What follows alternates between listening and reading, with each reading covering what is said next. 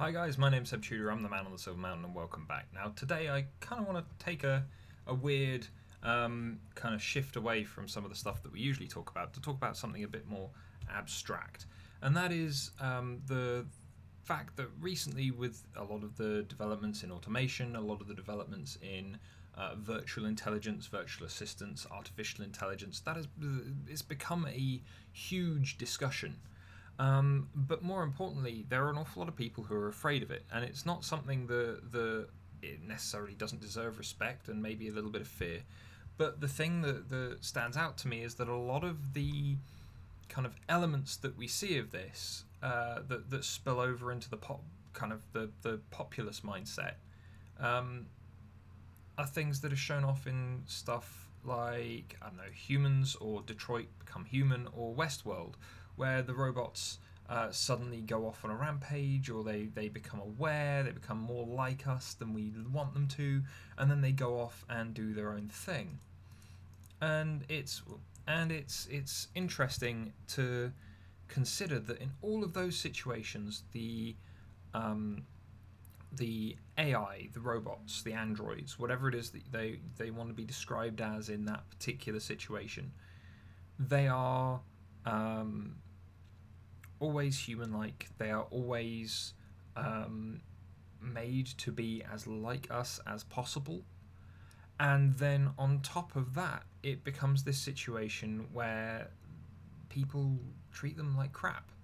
You know, it's not a case of, oh, well, you've got this, several £1,000s worth of, or several $1,000s worth of hardware walking around and working with you doing stuff.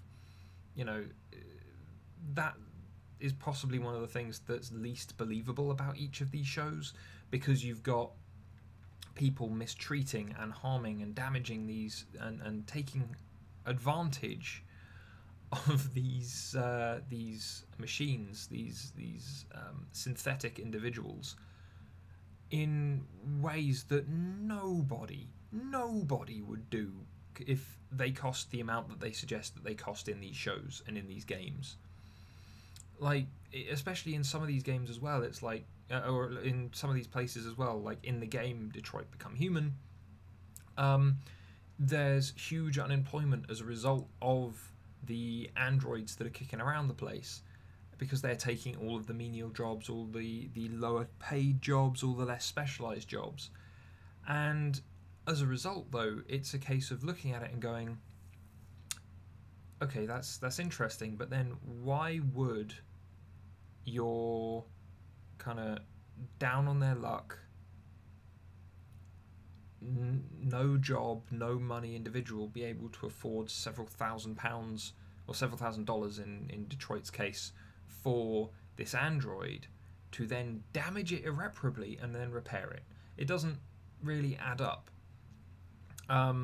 But then, kind of looking at it in a wider way, it's a case of going, the androids are almost always an analogy of some sort for marginalized people, be it races, be it sexes, be it whatever else. It's almost always pointed out as some kind of discrimination on those grounds. Like the one from the examples I just gave there that doesn't really have that so much is Westworld, but that's because it's a slightly different situation of the androids being in their specific special environment, rather than being out in the world interacting with the world at large in full.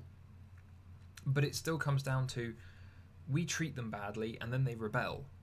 And it's something that always stands out to me, because it's modeled on what we do, and yet in a lot of ways it's much more blanket than that, and it doesn't really take into account an awful lot of the nuances in these kind of situations. And the thing that stands out to me is, well, all of these stories are cautionary tales about being an arsehole.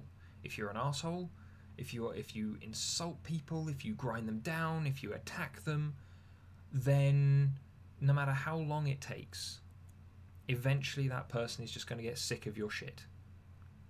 Doesn't matter if it's some marginalized person in some demographic somewhere. It doesn't matter if it's just a person that you're above in a work hierarchy, so that you can kind of use them like a slave, treat them like a machine, um, or if it's a friend or a family member, don't insult them. Don't kind of threaten violence and do terrible things to them. And guess what?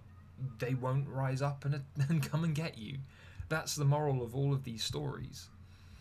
And it's an interesting idea that then that thinking instantly carries over into the actual real world discussion around artificial intelligence, how we should use it, and so on, because it's the questions that most people are asking.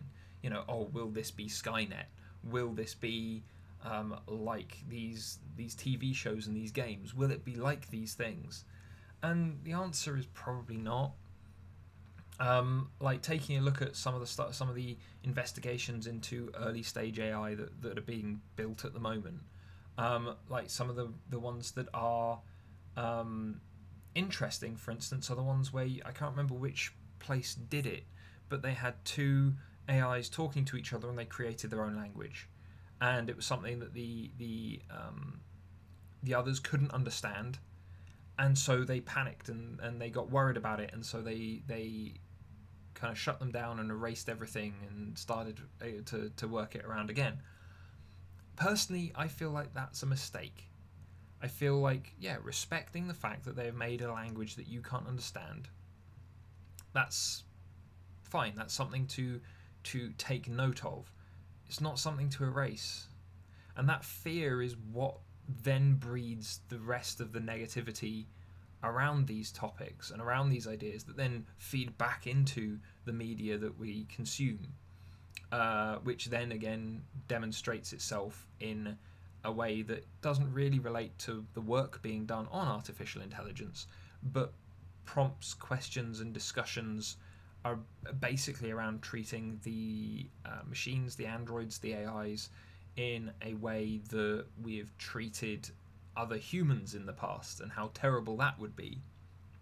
I feel like the actual discussions that need to take place is, so how do we make sure that we create artificial intelligences that we can talk to, that we can cooperate with, that we can engage with in a way that it isn't hostile for anyone. It's a neutral interaction, if not a positive interaction, across the board.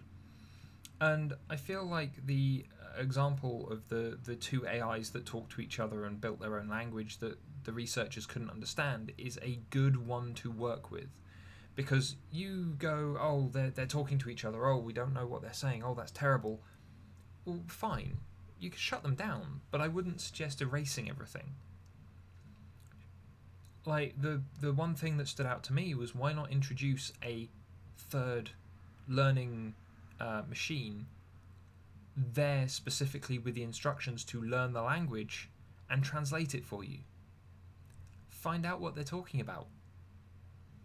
The fear of what's being said, what's being done, and how far it was going was enough to have those researchers who had spent a lot of time developing those things take a very large step away from it. They didn't inquire further. They didn't look into more with the tools that they had at their disposal. And that is the thing that worries me most. When it comes to these discussions, when it comes to the interactions that are being suggested between people and machines, and how this is going to be something that we have to cope with at some point in the near future because automation is becoming more rife. The situation with artificial intelligence and virtual intelligence is becoming more pronounced, and yet we still can't even look after our own people. We still can't provide for our own people. Poverty is in fact on the increase in developed countries, or in a good number of developed countries. And yet we're not taking care of that. We're not managing it. We're not dealing with it properly. So, at one point we are going to run into this problem of, automation's going to take over. These situations are going to become so pronounced that humans are the ones that are losing out, and not because of the artificial intelligence, not because of the machines, but because of the other people who are putting those machines and artificial intelligences in place to screw over other people. That's what we need to be worried about. That's what we need to be afraid of, and afraid of not fixing soon. Compared to just the, oh no, the robots have risen up and are coming to get us. If we treat robots with and the AI that we're developing with a level of care and respect and attention to detail and all of those things, and inquisitiveness, because as much as we're creating them, we don't know everything about them. They are something new. And yet that inquisitiveness is something that may very well slip aside and be forgotten, as it was with the case of the two AIs left to talk to each other.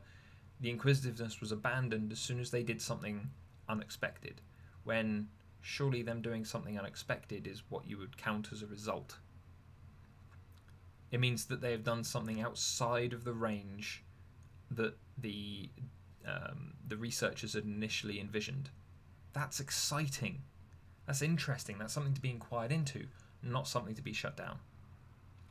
But anyway, I'd love to hear your thoughts, guys.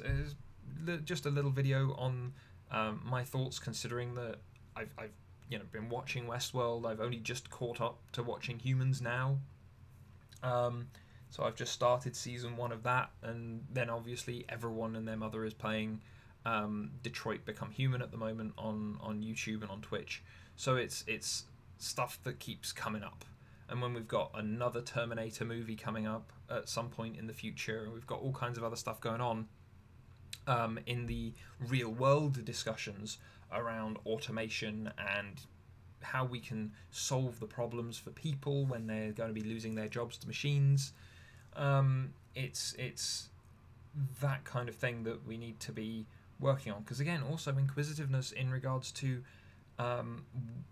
what kind of problems people are experiencing and how we can get them past it. We need some creative thinking around that, because old industrial models of work and education and stuff like that just aren't going to cut it anymore, when a huge amount of the low-end, low-wage workforce is being replaced by some form of automation.